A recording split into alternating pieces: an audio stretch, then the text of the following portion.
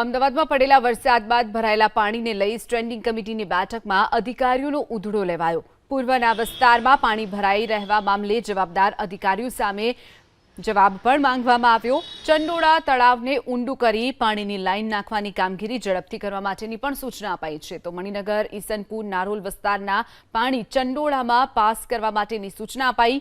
સિંચાઈ વિભાગ સાથે સંકલન કરી ખારીકટ કેનાલની કામગીરી 10 થી 15 દિવસમાં પૂર્ણ કરવા તેમજ ઈસ્ટર્ન ટ્રંક લાઇન અને વેસ્ટર્ન ટ્રંક લાઇનની કામગીરી ઝડપથી પૂર્ણ કરવા માટેની પણ સૂચના આપી દેવાઈ છે।